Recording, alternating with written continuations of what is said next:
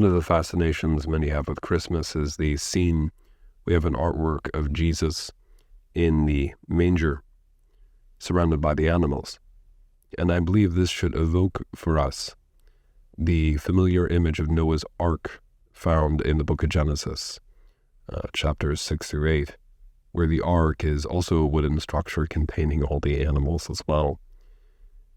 And I think it's also meant to evoke for us the Garden of Eden, where you have all the animals gathered together in a garden which contains two trees, so also wood. And of course, in all three cases, you have a man and a woman, Adam and Eve.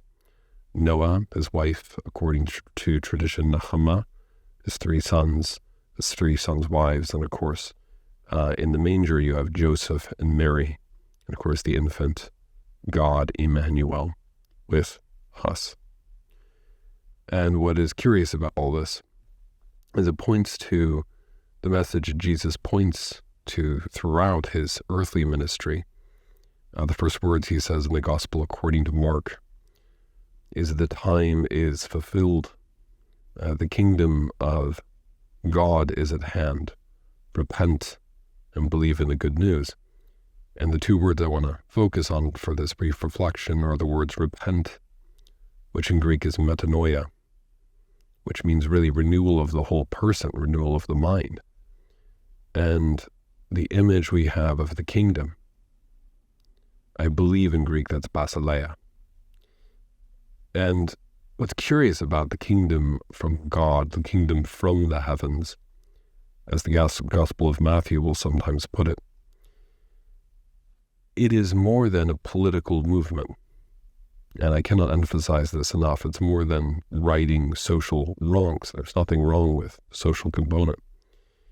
It's the undoing of the sin of Adam, as we see in Romans chapter 5, the undoing of the consequences of death entering the world. It's the abolition of death.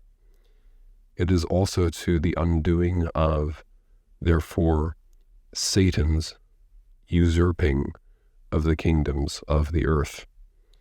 This is why in the book of Revelation we hear the beautiful words that Handel puts together in his oratorio, the Messiah. I'm not going to sing it as I'm recording this quite late, but the words are quite infamous and beautiful. Now the kingdoms of this world have become the kingdoms of our Lord and of his Christ, and he shall reign forever and ever. In essence, the plot of the Bible can be found in Genesis 3. When Adam falls from grace, death, evil, sin, disease, cosmic entropy enters into the world. And it is the plot of the New Testament, particularly, we could call it the New Covenant, that God establishes the destruction of that death by first becoming man, so that he would be capable of dying in our place. And this is really visited upon us in the three gifts of gold, frankincense, and myrrh. Frankincense makes a lot of sense. It's a sign of divinity, sign of God. Gold, a sign of kingship, obviously.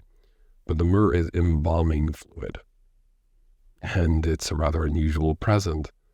And it clearly points to the fact that this baby in the manger is going to take our place as the lamb. He's dressed in swaddling clothes like a lamb. He's born in Bethlehem, where lambs were harvested for Passover.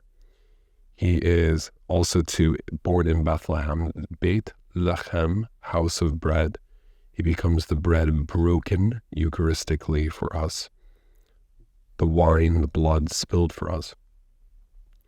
And so there is a darker edge to the Christmas story there, so that while, of course, Noah's Ark floats through the water, which is a sign of chaos in the Hebrew mind, and the water that annihilates the old world and brings about the new, so too Jesus enters into the water of the River Jordan, the water of our chaos, the water of our sins, by bearing them in his flesh on the cross, and by being our substitutionary lamb, he who is without sin, he who is pure and perfect, he who is without blemish, now can take our place. And this is a reality that I believe the church, once again, Protestant, Catholic, and Orthodox, while we confess it in our creeds, while we confess it in our doctrine, we have let it go. We have forgotten it, precisely because we find the very idea of paying for a debt in a modern culture to be repugnant when we want mercy, mercy, mercy. And I believe in mercy. I believe in compassion. I believe in the divine mercy message of Faustina, the famous Polish nun in Roman Catholicism, and the words of our Lord speaking to the woman caught in adultery, neither do I condemn you. But I also believe in the rest of that sentence, go and sin no more, or better translated, go and leave your life of sin. In the sense that what is going on here is the fact that God is equally just. And in his justice, there needs to be the answering of the effects of the fall. The effects of the fall need to be undone. And therefore, Anselm of Canterbury, one of my favorite authors, medieval author, unsurprisingly, raises the question, Cura Deus Homo, why the God-man? And in the reason for Christmas, which is very beautiful when we think about it, it's God partaking of our human experience, not just becoming human for 30 years. In the incarnation, God becomes human now for all time. And he does so to bring about the great marriage between heaven and earth.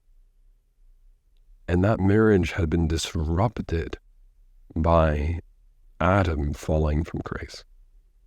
And so what we have here is the undoing of the curse, the reverse of the curse. And how does it begin? It begins with Mary's simple yes. It begins with bleeding sheep and lambs. It begins with a new ark, a new covenant to ride out the flood tides of error which still pervade. And it is the ark that we find in a manger in a stable. A simple stable, messy and smelly, which reminds us that God enters into our woundedness. And God is not estranged from our woundedness, but has entered into the experience of our pains and loss, and has already taken them to the cross. I believe that this is what is meant truly by, this is my body, this is my blood. Well, I hope that this reflection has been potent and that it reminds us of the power of our Christ Mass, both on December the 25th and every Christ Mass that is celebrated, particularly on the Lord's Day. Shalom, and peace be with you.